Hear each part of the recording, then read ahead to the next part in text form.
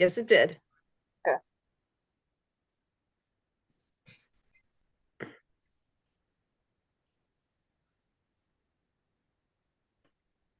And we are backstage right now. We are about to begin with Ability MKE Now. We'll be starting here in about 20 seconds, so stand by.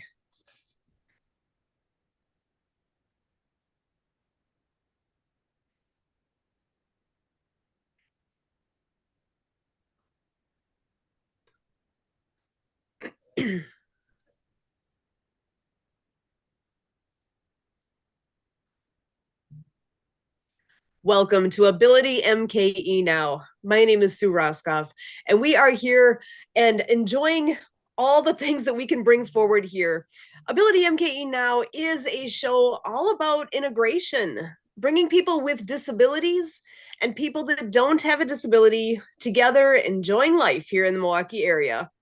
We all have different abilities, and here at Ability MKE Now, we dive into this topic of diverse abilities.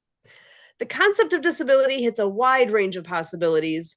We could be talking about physical or mental disabilities, the deaf and hard of hearing community, blindness, chronic pain, mental health diagnosis, goals of substance use reduction, and the list goes on. We all have our own experience with disability, whether it's our own, with people we know, or with people we encounter in our daily lives. Here at Ability MKE Now, we break down the barriers and celebrate the ability in all of us. I am thrilled, as always, to be bringing in my lovely co-host, Miss Denise Vargas. So glad to have you joining us here again this evening. I want to come on in and say hello. Hello, Milwaukee. Love saying hello to Milwaukee, all the way from New York. And boy, are we going to have a great show today. We've got so many awesome topics that we've been discussing off the radio. Now we can bring it to everyone else. Excellent. So glad to have you here. And if you might be hearing a little roughness in my voice, I'm just getting over a cold. So bear with me with the evening as we go on. But I think we'll be good. But I do want to go ahead too and bring in the wonderful Alan Holmes. If you want to stop on in here and say hello to everybody, I know we've got you on the line as well. Alan, if you want to say hello. Good evening, Milwaukee. How are you? Good evening, too. Good evening, Diva. So glad to have you here. Yep. If you want to just remind everybody who you are. Yeah, my name is Alan Holmes from Southern California, also known as the Master Connector. Specializing in connecting business owners with their home-based or storefront entrepreneurs, those with the new ideas, dream technologies, or the everyday consumers. So in short, I call myself a human search engine, or a human collaborator, or as my Town calls me, human Rolodex. For those with the abilities or with or without disabilities, I'm here to be of service. And of course, my heart goes to, especially to the veterans of this great country, the veterans who is disabled and are as well as ability, just all around collaborative, connecting and networking. That's what I love doing. I call me a human buffet real. Yeah, I love it. Excellent. And Alan, I know you mentioned veterans. You yourself are one, and we thank you for your service and all you do for your fellow veterans as well. I know we talk a lot with Project Die Hard, which is a group that we do quite a bit with. I'm actually an ambassador with Project Die Hard, and they are all about providing hope to veterans and doing what they can to combat the horrible issue of veteran suicide. So that is something that we are very active with that group. And I think there's going to be some really big news coming from them in the very near future. So stay tuned for that. We will cover more on that when once we get past a big meeting that's happening at the end of the month. So actually, speaking of the end of the month, you know what is on July 26th? Do you guys happen to know what that's the anniversary date for? Oh, yeah. The American Disability Aid. Oh, go ahead, Diva. There you go. You got it, Alan. You got it. I'm impressed. You guys know the answer. So it is the anniversary of the Americans with Disabilities Act. So the ADA. Y'all hear about that ADA compliance and all those kinds of that actually went into effect as of July 26th, 1990. So we will be celebrating 34 years of that having gone into effect just coming up here in a few short weeks. So that's a big deal. I always like to highlight that because it's kind of hard to realize, to imagine that that's all it's been around. That's it. 1990. That's not that long ago. It Well, really isn't. It really isn't that long ago. But yet at the same time, we've come a long way, but we need to still go a lot way further. Um, I know that you and I were talking not too long ago about airplanes and how now they're really trying to make airplanes wheelchair accessible. I, for one, I'm a wheelchair user, and I just absolutely don't like getting on a plane because the last time I got on a plane, which was so many years ago, they actually messed up my wheelchair. And I'm lucky that that's all that happened because I've heard some horrific stories of other friends of mine who they're on one plane, but their chair is on another plane. Now, I mean, Sue, can you imagine that you're on one plane, but your legs are on a whole nother plane? Right? Like it's one thing no, to lose your luggage, but it's a whole nother thing to lose your legs. I can't even imagine because I have a friend too that has shared similar kind of thoughts and also I mean, chairs are made like specially made to fit a person, Yeah. right? So the friend that I'm thinking of who was talking about this with me, gosh, actually a lot of years ago, his chair is specially fit so he will be able to sit upright and he doesn't have a whole lot of motor control. So, imagine if he was sitting in a car without using his chair. If he was sitting in a car and you took a turn around the corner to the left, he would tip over to the left, or to the right, I should say. But he would tip over, Yeah. or vice versa. Whatever. If you were to make a turn, he's going to tip over because he doesn't have the motor capability to actually keep himself upright. And that's just the way it is for him. I'm trying to picture him on an airplane. Yeah, it is crazy. You absolutely lose your balance, when you take off or when you're landing. So many things. But when you're talking about our chairs being fitted specifically for us in the way we sit, whether you have curvature of the spine or anything else that you might need. But let me just put it to our listeners this way. Imagine you're a size 8 in shoes, right? And now I'm going to give you a pair of shoes, but those shoes are not a size 8, they're a size 2. How are you going to stick your feet into a size 2 shoe and be able to move? You absolutely cannot. So our chairs are really, really custom made for us and how we sit. That makes all the difference in the world. I mean, for those of us who are used to just walking around on our feet, this is among those things that we just take for granted, right? It's oh my gosh, yeah. When you talk about luggage gets lost, we all know somebody. If it wasn't you, somebody who's had their luggage get lost or damaged in the process of travel.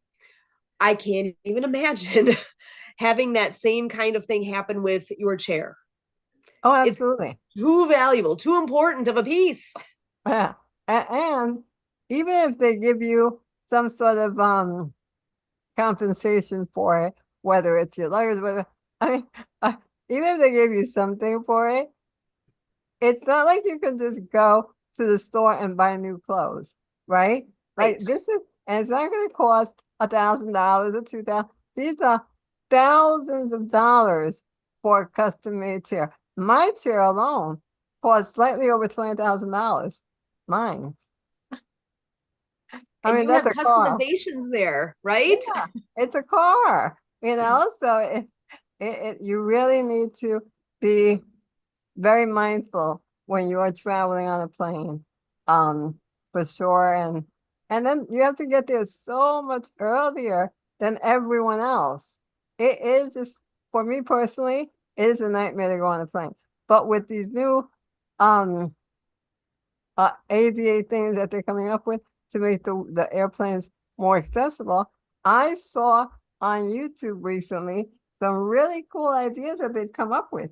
One of them actually is there are two chairs, right? Regular airplane seats. But one of them, actually, you take the cushions off, you fold the seat up to the back, and then on the bottom of the ground, once you fold up the seat, you have the wheelchair tie downs where you can tie down the chair. It won't move anywhere. So it really, they don't lose any real estate, because if there is no one with a wheelchair, they can still use that seat for an ambulatory passenger. That's perfect. Oh my gosh. How have they not come up with this solution before now? I That's too know. easy. Yeah. Well, you know what I think? I always have theories. You know me, Sue. I always have a theory on something. My theory is that while we have phenomenal advocates fighting for all this and making sure that we get equal rights, I feel that it might have been someone that it hit close to home to someone in the airline field that said, no, I need to make this happen. And that's something we talk about on here a lot, that until it hits home, until there's a reason for you to think about it, we don't think about these things. Yeah. It's a reality. I mean, you use a chair on a daily basis. So you're thinking about accessibility to buildings and whatnot, that type of thing. It's an everyday thing because that's what it is. Yeah. But until it becomes that for somebody who is a decision maker and can actually make an impact out there on design and all those things that really count, until they actually have that thought of, oh yeah, hi, this is important, things don't move. Yeah. Yeah. I know there was a cartoon I saw once that somebody was shoveling snow, and there's stairs and there's a ramp both coming up to a building, and the person that was shoveling the snow was shoveling it off of the steps first, when there was somebody that needed to use the ramp to get in. And basically the question was being asked, why are you shoveling the steps first? Well, because all these kids need to get in the building. The response, though, is if you would shovel the ramp, then all of us could get in the building. Exactly. Exactly. It's universal design. I always say that. Universal design. Do not just think about a wheelchair user. Do not just think about someone on crutches, because at the end of the day, Sue, we all are going to age into some sort of disability. So just make it universal for everyone from the beginning. And it will cost a lot less if you do it from the start than have to retrofit it afterwards. 100%. Anything where you have to go back and make design changes to make something work, it's never as good as if you actually did it right the first time and had that part of the original design. So, and actually, Alan, I was wondering if I could bring you back in to join this conversation. I'm not sure what kind of experience you may have had along these lines, but what thoughts do you have? Well, first of all, I don't, again, I always give surprises. In 1990 was actually the year that I had the honor and privilege well, it wasn't so much the honor and privilege, I was humbled. I'll use that word, humbled.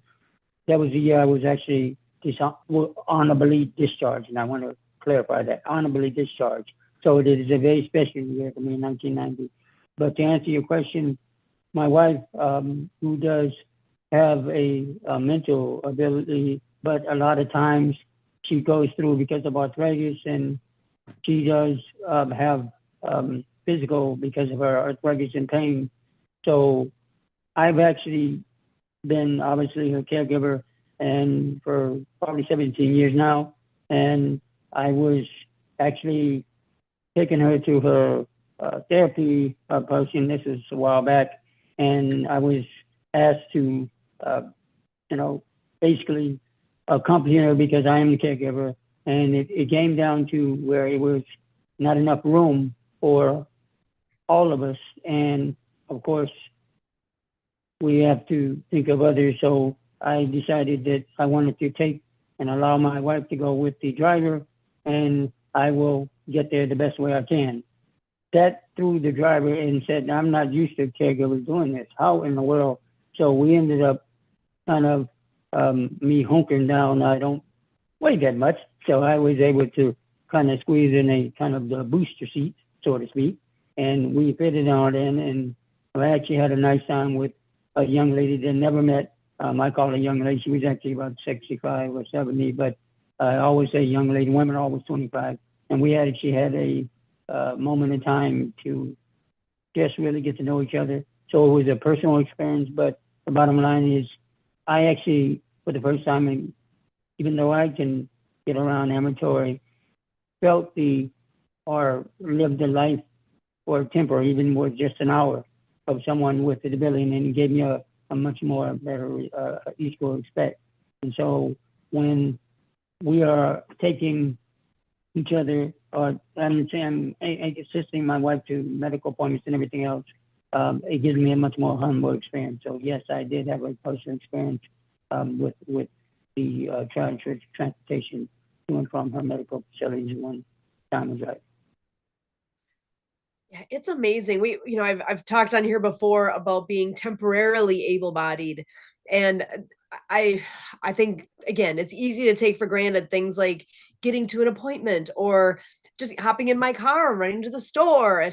I don't have to plan ahead all that much because I do have that freedom at this point in my life that I can just go do what I need to do. But that's not the case for everybody.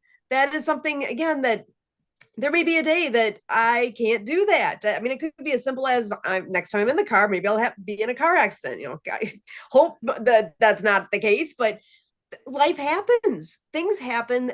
Circumstances change.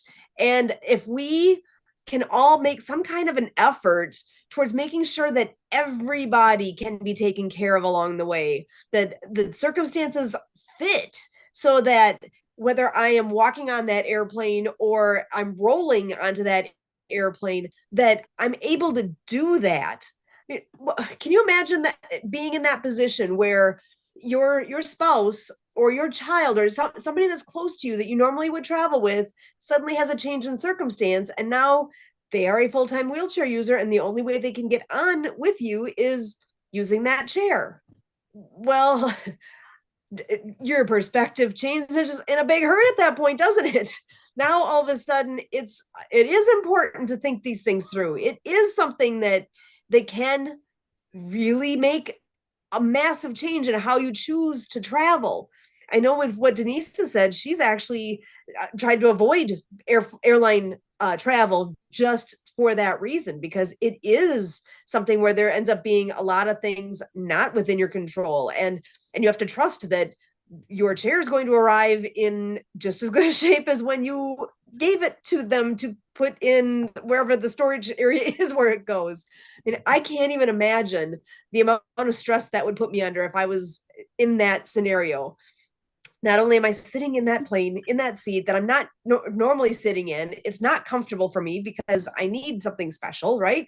That that you are in an uncomfortable position already physically, and then also mentally you're stressing out because you don't know if your chair is going to arrive appropriately or not. All these little things that I say little things, but really, oh my gosh, it's a big thing, isn't it? We all want to be able to do the right things and have the freedom to do all the things we want to do, but sometimes there's some practical pieces that can get in the way. Yeah, even the local buses, for example, there's only 2 spots in the local buses, and a lot of times the one, and I hope I really don't see this too often, thank goodness, but sometimes when the bus is full and there's only 2 spots, sometimes one wheelchair doesn't make it. And I only saw that once, and then when I saw it again, I said, well, thank goodness we had extra money. My wife and I, we just decided to step off and let the other one, so it will be 2 of 1. So it's the small things that we encourage all those who can walk to respect. Excellent. Very good point. My goodness. I do see we have another friend of the show joining us here tonight. I want to give Debbie a chance to come on in and say hello to everybody. So Miss Debbie Dove Miller coming on in here to join us tonight. How you doing, Debbie? I'm doing great. How are you guys? It's nice to see you again. It's Thanks always for a having me. bonus.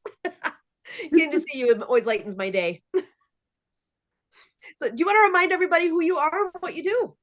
Oh, sure. I'm Debbie Miller with Prepaid Legal Services Inc., helping families and friends and small businesses have access to law firms for an affordable monthly fee instead of the big sticker shock for an hour at a time or one document at a time. So I love that we can help. A lot of us here can help families have that access with just an app on their phone. Thanks.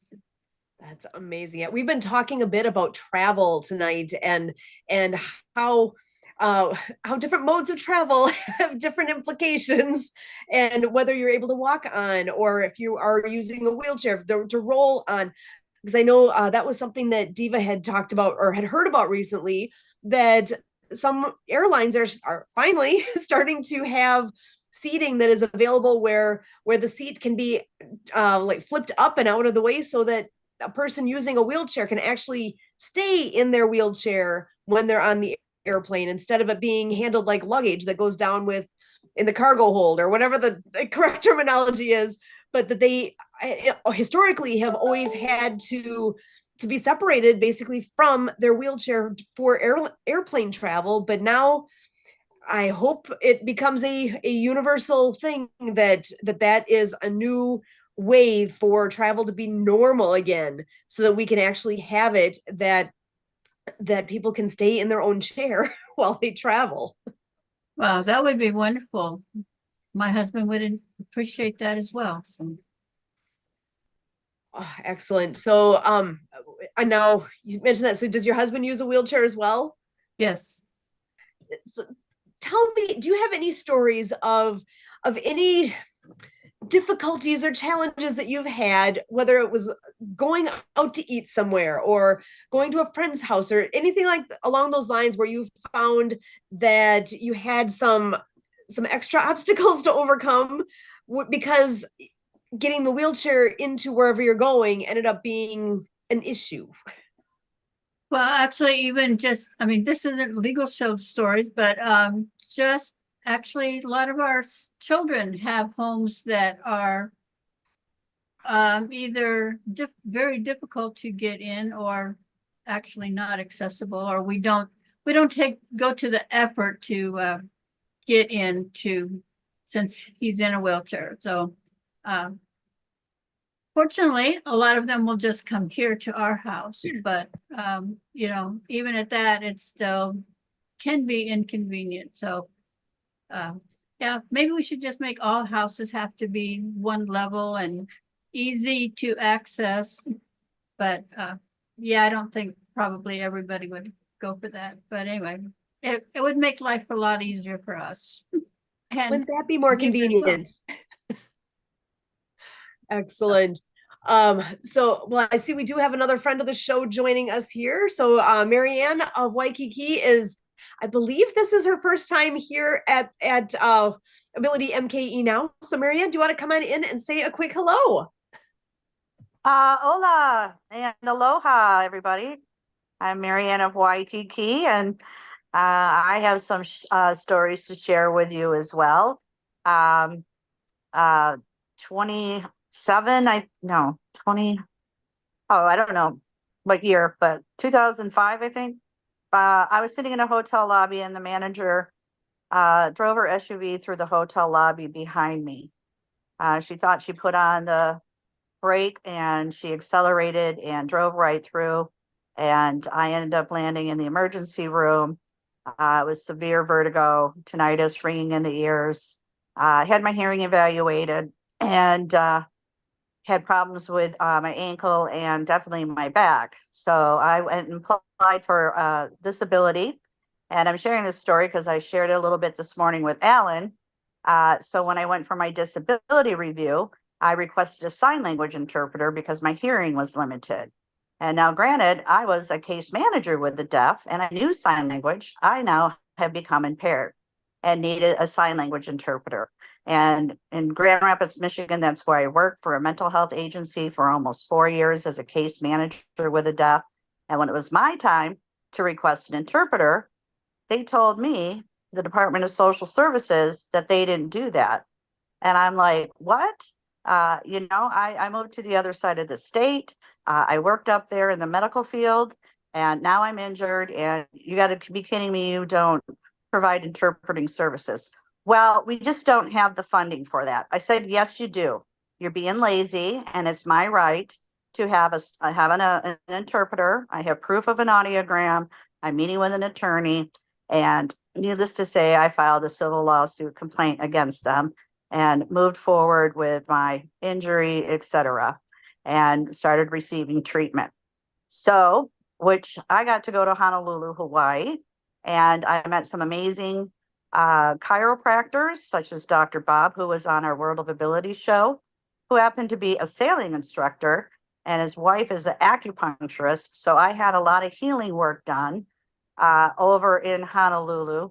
I actually met Dr. John Fingers, who was a major instructor also too over there, that worked on me and said, I've never seen anything like this. And he could read auras. And in his late memory, his name is Dr. Fingers, who I created Dr. Fingers, the finger spelling hermit crab.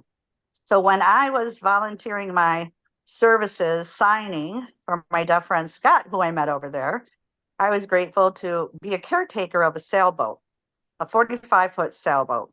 And what happened was the state had removed a boat cleat on one of the docks. So I had walked to the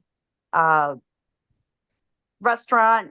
It was their birthday anniversary party. It was also my birthday. And I wore flats to the restaurant. And I chose to wear heels on the way home. And Scott had walked me to my dock and somebody walked behind me. So I moved over to let this person go on my left side. Well, my heel got caught into the boat cleat that the state removed, and I fell onto a rock and broke my foot and ended up in the emergency room and got evaluated and having to have 2 screws put in my foot within 3 days. So there I was, and not able to really walk. I had to rely on friends. Just stay with. Had to go underneath surgery, and then I was wheelchair bound and living with them and overlooking the marina and going, what am I going to do? And I had things on the boat, and we had to move the boat because it was a friend's boat. I lost a lot of things. I asked the senator of Hawaii to help me out with some things too, because of being able to live aboard and not live aboard. And until I got my strength back. And so I stayed with some amazing friends and I recovered. And I met my Navy man over there, and he helped me rehabilitate by making me get up every day and start walking. And was not laying around being lazy, even though it was a lot of pain all over the body. And but got through it, and I knew I was going to have a second surgery 6 months later.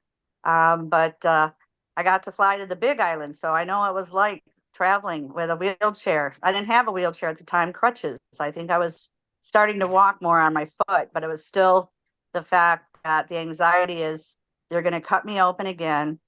How much is this going to hurt? And how much am I going to heal? And how much am I going to rely into people? And how drugged out am I going to be? Right. And I don't usually, take stuff, but anyway, so that's my story. So Sue, you're a boater. Be careful. Make sure, we like our stilettos. We need to look good, but and the thing was, the state did that, so I couldn't really sue the state because of a sailboat living there. It just makes you look bad. And, of course, everybody in the community knew it, but other people got injured from boating and all that. But anyway, we passed through it. And what And you that's see something here, we talk about. That's something we talk about a lot here with being temporarily able-bodied, and we can so appreciate that. And again, for all of us here with Ability MKE Now, we appreciate each and every one of you. And as always, we thank you.